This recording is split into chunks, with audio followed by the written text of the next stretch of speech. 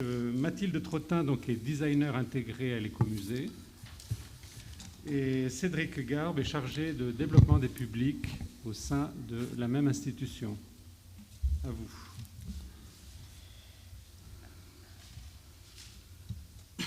C'est parti. Allez, c'est parti.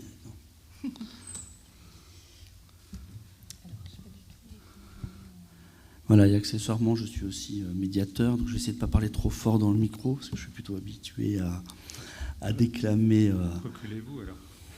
Oui, je peux parler comme ça aussi, très. En plus, je suis assis. Moi, pour le coup, je n'ai pas l'habitude. Voilà, donc bonjour à tous, et puis merci de nous accueillir. Voilà, donc nous allons vous décrire deux expériences de projets que nous avons eues autour de.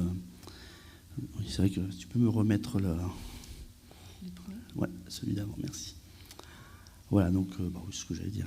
Donc deux retours d'expérience, voilà, sur le vêtement du travail en médiation, donc dans des situations assez particulières. Puis voilà, vous donner notre retour sur cette expérience qui était quelque chose de nouveau pour nous. Merci. Voilà, donc avant tout, pour ceux qui ne connaissent pas l'écomusée lavénois, donc on a comme particularité comme musée d'être composé de deux musées, donc qui sont installés dans des sites patrimoniaux, sur des sites industriels. Donc l'atelier musée du verre, donc qui est installé à Trélon, donc dans le sud du Nord, donc dans une ancienne verrerie de 1823, donc qui présente des collections de machines, d'outils, production verrière, et un savoir-faire qui est préservé avec des souffleurs de verre qui travaillent en permanence sur le site. Donc le deuxième musée, donc c'est le musée du textile et de la vie sociale, situé à Fourmies, qui lui aussi occupe un ancien site industriel, donc une filature de laine peignée. Donc avec sa machine à vapeur, ses machines textiles, et un parcours muséographique qui plonge également le visiteur dans la vie quotidienne du monde ouvrier à la fin du XIXe siècle. Déjà, magnifique. Voilà, donc notre projet scientifique et culturel, c'est montrer et faire. Donc l'écomusée se veut être résolument ancré sur le XXIe siècle. Bien sûr, nous parlons du passé, nous expliquons le passé, mais nous voulons aussi être tournés vers le présent. Donc nous sommes un musée de site. Nous devons valoriser notre patrimoine industriel remarquable, notamment nos bâtiments. Parce que ne pas oublier que nos premiers objets de collection, ce sont nos usines et nos bâtiments dans lesquels nous avons installé les musées. Bien. Voilà, donc nous sommes aussi un musée encyclopédique, donc riche de plus de 50 000 objets de collection sur de multiples thématiques. C'est vrai que moi, en tant que médiateur, on raconte souvent une histoire du 19e siècle. Il faut aussi qu'on s'intéresse à nos collections.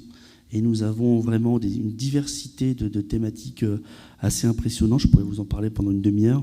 Parce que bien sûr, on pense au textile, on pense au verre, les machines, les arts ménagers. Nous avons aussi énormément d'archives d'entreprises.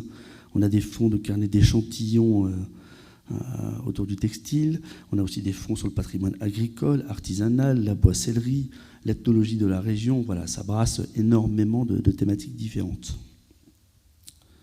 Et puis, nous sommes aussi un centre de transmission, donc des savoir-faire, de production. J'ai dit qu'au musée du verre, il y avait des verriers, des souffleurs de verre, sinon ils vont m'en vouloir.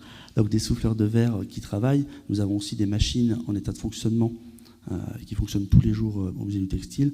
Donc c'est aussi un patrimoine que l'on peut utiliser. Alors pour vous parler de tout ce qui est production et savoir-faire, je passe la main à ma collègue. Alors oui, donc déjà merci et puis courage à tous parce qu'on passe vraiment à tous à la fin et qu'on se sent parfois un petit peu stressé par ça. Donc moi je suis designer intégré à l'écomusée depuis 2018 et je vais vous expliquer très rapidement la genèse du design à l'écomusée. Tout simplement, déjà c'est la multitude de collections issues de l'industrie, donc des procédés de fabrication jusqu'à ce qu'on montre la machine-outil qui va fabriquer et du coup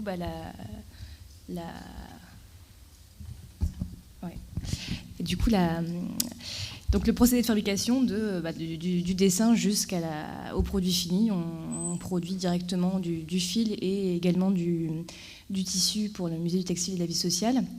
Et au musée du verre, effectivement, on a nos deux souffleurs qui produisent des pièces pour nos boutiques. Mais en gros, depuis 2014, on va un petit peu plus loin, surtout sur le site de Trélon pour la verrerie. On est ouvert à des écoles supérieures d'art appliqué. Donc en 2014, on a eu un workshop de l'ESSAD. Régulièrement, on a l'ESSAD de Roubaix qui nous rend visite et qui fait des workshops pour produire des pièces, donc pour confronter les étudiants assez rapidement à la matière. Donc là, encore dans le cadre du verre. Depuis aussi 2016, on a un atelier de médiation qui est sur un temps un petit peu plus long, ça tu reprendras tout à l'heure, qui s'appelle « Design-moi un flacon ». Donc pareil, on va voir les collèges, les lycées, et on leur explique tout le process de la création du designer jusqu'à la fabrication d'un flacon de parfum. À côté de ça, en fait, depuis mon arrivée en 2018, je me suis un peu incrustée parce que je me suis dit c'était un petit peu le moment parce qu'on préparait l'île capitale mondiale du design. Et je dis avec les collections, avec les projets en cours, on peut aller plus loin. Donc on a mis en place des résidences à l'atelier musée du verre. J'essaie d'aller un peu plus vite. Et depuis, je travaille également à une réflexion qui va de la médiation jusqu'à la création d'un objet en boutique, que ce soit en verre ou en textile. Donc pour la petite information, on essaie aussi de promouvoir le design et l'écomusée. Du coup, vous pouvez nous retrouver dans 2 lieux de l'exposition de l'île capitale mondiale du design, à la Maison POC de Roubaix, justement au couvent des Clarisses. On parlait d'économie circulaire juste avant. On parle aussi de la mise en valeur de notre patrimoine et de la réutilisation du patrimoine pour l'économie circulaire. Et donc on est également aussi présent à la Maison Folie Oisem, donc à l'occasion. Et je finis la pub on opérera une conférence aussi le 12 novembre au couvent des Clarisses dans le cadre de ce qu'est les savoir-faire artisanal du futur finalement par le biais de l'écomusée. J'en ai fini avec ma tartine de communication.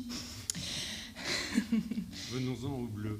On va en venir au bleu et on ne va pas parler du bleu parce qu'en fait nous on vient vous parler plus largement de la tenue de travail. Voilà, on était beaucoup axé sur le verre à Trélon avec les résidences, etc. Et on se trouvait qu'il y avait il y a du travail à effectuer sur le côté musée du textile et de la vie sociale. Et nous sommes dans 2 sites industriels. Ce qui nous a semblé important, c'est du coup de réfléchir à ce qu'on pouvait proposer comme atelier de médiation, dans un cadre particulier que Cédric va nous expliquer après. Mais l'idée, c'était de faire plus écho au projet scientifique et culturel du musée et de mettre en avant la thématique du travail qui fait véritablement écho à nos collections, de développer un projet de médiation autour du design textile, questionner le monde du travail, aborder les arts appliqués avec des publics non sensibilisés à ces thématiques et donner à réfléchir sur la tenue de travail en général. Donc on n'est pas uniquement sur le bleu pour le coup. Et donc on répond à un appel à projet des Hauts-de-France que Cédric va vous expliquer. Voilà, donc depuis 2017, en fait, la région Hauts-de-France propose le dispositif PEPS, donc parcours d'éducation, de pratique et de sensibilisation à la culture. Donc l'idée, c'est d'ouvrir au monde et au monde de la culture en particulier aux lycéens, et donc lycéens des filières générales, mais aussi les filières professionnelles qu'on a beaucoup plus de mal à avoir dans nos musées, et aussi les apprentis. Donc on a commencé nous à répondre à l'appel à projet dès l'année suivante, je crois en 2018. Donc, alors en sachant qu'il y a 2 types de projets, il y a ce qui s'appelle les projets hors les murs et dans les murs. Donc soit ce sont les lycéens qui sortent et qui viennent dans les structures muséales, soit c'est les structures muséales qui se déplacent dans les lycées. Donc nous avons répondu aux appels à projets, ce que eux appellent dans les murs, ce que moi je vais appeler hors les murs. Parce que du coup, je sors de mon bocal musée pour aller au-devant des lycéens. Donc sur une série d'interventions, sur un temps beaucoup plus long que dans un musée, ou dans un musée, souvent les lycéens viennent sur un parcours thématique de 2 heures. Des fois, nous les avons plus longtemps, mais c'est jamais plus. Là, on est sur au moins 4 à 5 séances de 2 heures. Donc voilà, nous sommes intervenus plusieurs fois, donc notamment, Mathilde vous en parlait, autour du design vert, donc sur le flacon de parfum, donc sur une animation qu'on avait déjà en interne et qu'on proposait de façon élargie. Et puis l'année dernière, je le dis parce que c'est vrai que voilà, on repropose plusieurs séries de projets, et puis Mathilde vient me voir en me disant bah oui, mais c'est l'île capitale de design 2020, il faut absolument qu'on propose quelque chose sur le design textile. Alors déjà, moi, le design textile, je ne comprends pas trop ce qu'elle veut dire derrière, donc grosse discussion. Et puis voilà, on parle tenue de travail, et là, ouais, tenue de travail, c'est extrêmement intéressant. En plus, on sait qu'on travaille souvent avec les lycées professionnels, ça va parler aux professeurs, ça va parler aux élèves, il y a quelque chose d'intéressant là-dessus. Voilà, donc on monte le projet et on le propose, alors en sachant que la difficulté pour nous, c'est qu'on ne sait pas, c'est-à-dire qu'on propose à la région, au projet PEPS, un projet, il y a un catalogue et après c'est les lycées qui nous choisissent. Et notamment pour les lycées professionnels, on ne sait pas du tout quel type de sections vont nous interpeller. Moi, j'ai déjà travaillé avec des lycées agricoles, voilà, des profils assez divers. Donc 2 projets sont acceptés. Un dont je ne parlerai pas parce qu'il devait commencer en avril. Pour les raisons que vous connaissez, il a dû être annulé. Et donc le deuxième, qui a eu lieu en début d'année, donc avec l'institution Saint-Joseph, lycée professionnel de Fontaine-lès-Vervins. Alors avec 2 sections différentes, donc 2 classes de seconde, donc la section système numérique, donc où ils travaillent beaucoup sur la domotique, sur l'intervention à domicile, et donc le bac pro ASSP, donc accompagnement, soins et services à la personne. Donc deux types de classes. 2 profils qui se ressemblent beaucoup. Voilà, donc en plus on le voyait bien, on a parlé un petit peu de genré. Pour parler sincèrement, j'ai eu une seconde système numérique avec plutôt des garçons, et exclusivement des garçons d'ailleurs, ouais. Et service à la personne, exclusivement un public féminin. Voilà, donc sur un total, alors les effectifs du projet ont changé, mais on est quand même sur des gros effectifs de plus de 27 élèves. Donc l'idée était de travailler donc, sur la tenue de travail et pas sur le bleu de travail. Voilà, donc on va vraiment élargir et on en parlera peut-être après. Il y a eu gros débat sur ce qu'on entend par tenue de travail. Même au sein des bureaux en interne. On a eu beaucoup de débats. Voilà, donc l'idée était d'aborder la tenue de travail sous divers angles, donc historique, ergonomie, design, communication, bref, tout. On a vu très très ambitieux. Voilà, donc 5 séances de 2 heures qui ont lieu de janvier à mars 2020. Donc 2 séances plus théoriques, donc sur l'histoire, le design, et après on passait à la pratique, donc avec la réalisation de projets. Alors voilà, sur la partie théorique, volontairement, j'avais mis le bleu de travail parce que c'était à interroger un petit peu les élèves sur qu'est-ce qu'était une tenue de travail pour eux. Donc d'où, je ne sais pas si on le voit bien à l'écran. Oui, en haut à droite. Voilà, j'ai mis un exemple, parce que ce n'était pas qu'un cours magistral aux élèves, hein, on s'amusait à faire des jeux. Et est-ce qu'une chemise hawaïenne peut être une tenue de travail ou pas ? Voilà, il y avait des discussions. Alors j'avais été loin, hein, parce que un chanteur qui met sa tenue de scène pour aller sur scène, est-ce que c'est une tenue de travail ou pas ? Et voilà, pour voir un petit peu comment ça allait réagir. Et pareil sur l'historique de ce qu'on peut porter pour aller au travail. Après, en deuxième séance, ils avaient eu toute une partie sur le design et sur les process. Parce que l'idée générale, donc il fallait bien qu'on leur apporte des billes pour pouvoir travailler derrière, mais l'idée c'était qu'ils travaillent en équipe. Donc là on avait fait 5 équipes de travail, assez conséquentes, parce qu'à chaque fois il y avait presque 5 élèves, et donc d'avoir une étude de cas sur une entreprise fictive que Mathilde avait créée pour cette section-là, et parce qu'en plus les équipes devaient être mixtes. C'est-à-dire que nous avions à la fois des jeunes qui se destinaient à travailler dans l'électronique ou l'informatique et d'autres qui se destinaient à travailler dans le service à la personne. Et ils devaient travailler ensemble sur un projet et essayer de réaliser une tenue de travail ou un accessoire autour d'une entreprise qu'on leur donnait, qu'on leur fournissait. Donc il y avait une crèche d'entreprise, il y avait une crèche intergénérationnelle. On s'était beaucoup amusé quand même sur les choix. Il y avait un installateur de système domotique, service à la personne à domicile, entreprise, maintenance industrielle. Donc, voilà. Rapidement, c'est vrai qu'on a dit que c'est plutôt au bilan, on essaiera de vous donner un petit peu notre ressenti. Ça n'a pas été facile. Ça n'a pas été facile pour nous parce qu'on était hors de notre musée et nous avons été extrêmement ambitieux au niveau des élèves. Là, on en reparlait tout à l'heure, quand je vois que nous, on fait un colloque et on parle du bleu de travail. Là, on a demandé à 10 heures à des élèves de nous concevoir des logos, de faire, voilà, de partir un petit peu. On a été extrêmement ambitieux. Ce qui fait qu'ils ont travaillé plusieurs séances. Toute la partie pratique, ils se sont vraiment emparés de ça. Parce qu'on a quand même amené des machines à coudre, on leur a demandé de réaliser des mannequins, des prototypes. Je pense qu'ils sont plutôt très très bien emparés. Ils ont été très actifs là-dedans. À la restitution, c'était assez flagrant. Par contre, sur d'autres domaines, ça a été beaucoup plus compliqué. Notamment sur la représentation de la tenue de travail par rapport à l'employeur, sur la partie communication. En grosse partie, ils n'y ont absolument pas pensé. On a eu plusieurs cas. On a eu l'entreprise de maintenance industrielle. C'était une entreprise qui était très tournée vers l'écologie, vers la nature, et ils nous ont fait une tenue de travail noire et rouge.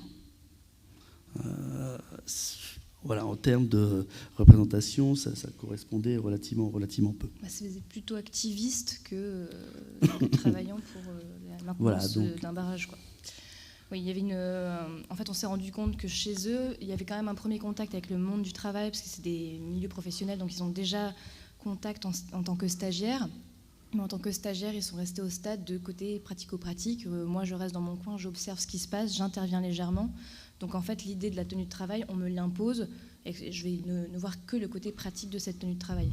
Je vais passer un temps assez long sur mon téléphone portable toute la journée, mais par contre, la tenue de travail, je vais la respecter. Il y a des frontières avec l'image et ce qu'on renvoie par rapport au stage qui était un peu particulier chez eux, quoi. Et c'est vrai, on en parle comme ça. Par exemple, il y avait sur la crèche intergénérationnelle, les jeunes filles qui ont travaillé dessus, on met une tenue on différenciait la tenue de ceux qui travaillaient avec les personnes âgées, et il y avait une tenue bleue, je crois, et ceux qui travaillaient avec les jeunes enfants avaient une tenue rose. Et ils ne mélangeaient pas alors que si on faisait une crèche intergénérationnelle, c'était justement pour qu'il y ait une mixité du personnel. Et comme ce n'était que des filles, dans une crèche, on le sait bien, ce n'est que du personnel féminin, donc tenue rose, fille, c'était normal. À aucun moment on n'avait pu penser qu'il pouvait y avoir aussi du personnel masculin qui allait avoir du rose, mettre du rose. Et quand je leur ai demandé est-ce que vous pensez que ça va poser problème, c'était même pas concevable. Voilà, c'était une réflexion. Ils sont restés dans leurs idées. Autant la poche, ils ont pris du temps à déterminer où on peut mettre une poche, autant sur toute la partie conceptuelle, ça a été extrêmement difficile. Oui, symbolique, etc. Donc, deuxième projet. Je vais rebondir sur le second projet. Donc en fait, le projet que je vous présente là a eu lieu avant, mais il s'est immiscé entre deux. En fait, ça fait 2 ans qu'on travaille, que l'Écomusée de l'Avesnois travaille avec 2 autres structures, l'Espace Pasolini et l'Âge du Siège à Valenciennes. On essaye, donc c'est la 2e année qu'on essaie de proposer un projet, ce qu'on dit projet APAC. Donc c'est des projets d'éducation artistique et culturelle. La première année, c'était sur un public de l'école à 2e chance. Donc c'est des jeunes qui ont des échecs scolaires ou ont des difficultés dans la vie qui reprennent des études. Et là, on avait mis en place le geste à l'œuvre qui était autour justement du verre. Et cette année, en fait, on était avec Réussir Ensemble, où là, on est sur des publics un peu plus divers qui sont ou en reconversion professionnelle ou en échec scolaire et cherchant une formation professionnalisante et essayant de trouver du travail principalement. Donc on est déjà un peu plus dans le réel. On devait avoir une dizaine de personnes, mais c'est pareil, on a eu un effectif assez fluctuant. Je vais vous faire vite passer les choses. Donc effectivement, on devait avoir une dizaine de personnes, ils sont arrivés à 4, on a fini à 6. Donc en termes d'équilibre, pour gérer un atelier, c'est un peu compliqué.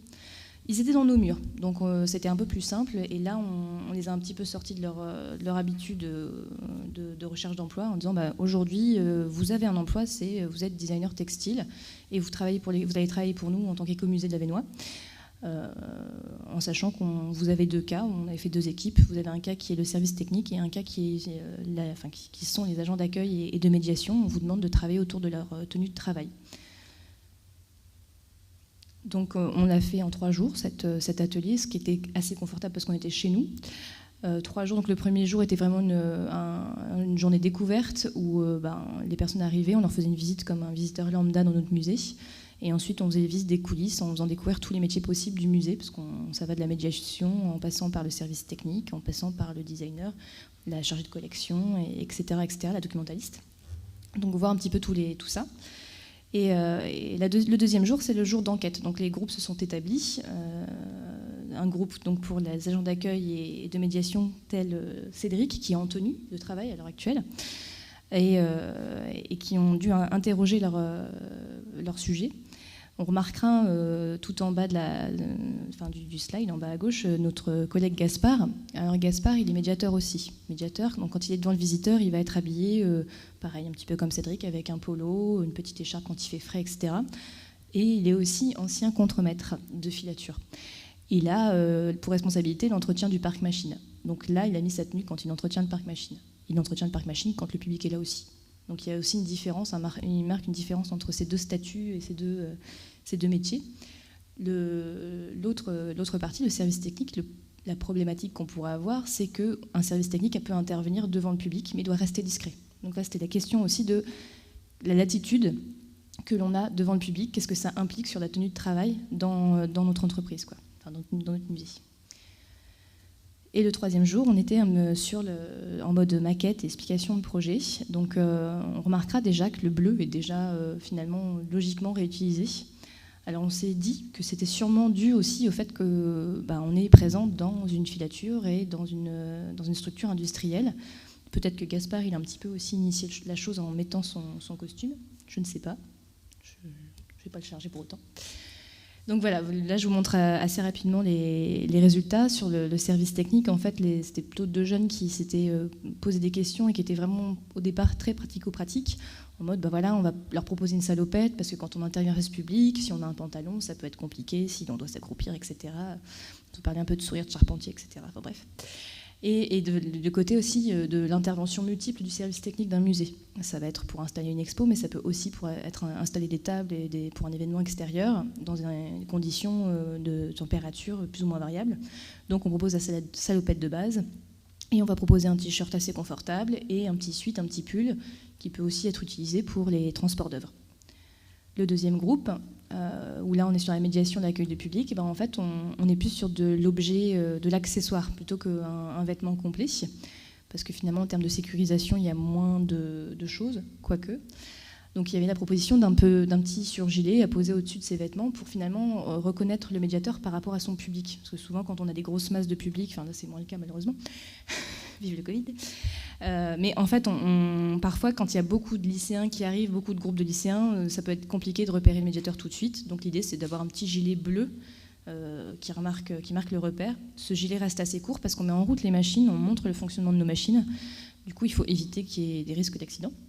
Et on avait cette petite proposition, parce qu'on est ouvert jusqu'à fin novembre, et cette année, on est ouvert jusqu'à fin décembre. Mais on a parfois des aléas climatiques et on est dans une ancienne filature où un taux d'humidité est important et on a parfois un petit peu froid, il ne faut pas se le cacher. Donc il proposait aussi de travailler sur un petit snood où on remettait en valeur cette teinte bleue et on l'opposait d'ailleurs avec une couleur complémentaire, l'orange, pour donner un aspect beaucoup plus chaleureux. L'effet gilet, l'effet écharpe, c'était aussi dû à l'enquête et du fait que le médiateur, en tout cas à l'écomusée, est très proche de son public, il est en train de montrer une action et il a sa personnalité. En fait, vous n'allez pas avoir, même si nos médiations sont cadrées, vous n'allez pas avoir la même proposition de médiation si vous tombez sur Cédric, si vous tombez sur Sandrine ou si vous tombez sur Gaspard. Il y a quand même leur personnalité et il y avait une volonté de chacun de ne pas être dans un uniforme complet. Voilà pour la chose. Donc voilà, le petit rendu, en sachant que la salopette est bleue. Ils n'ont pas eu le temps de faire la coloration, mais l'idée c'était d'avoir le petit rendu salopette et à côté le petit rendu mannequin pour la médiation. Donc en gros, là je reviens sur nos constats et je pense qu'on pourra finir là.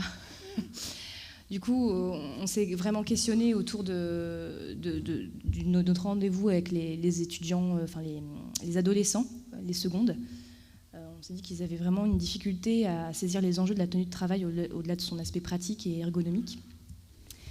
Ce qui était par contre plus sympathique, c'est qu'avec notre deuxième groupe, il y avait le pas de côté, on les avait mis en positionnement de designer, ils ne jugeaient pas leur propre métier, ils jugeaient le nôtre, donc il y avait aussi autre chose qui avait pu être formalisée.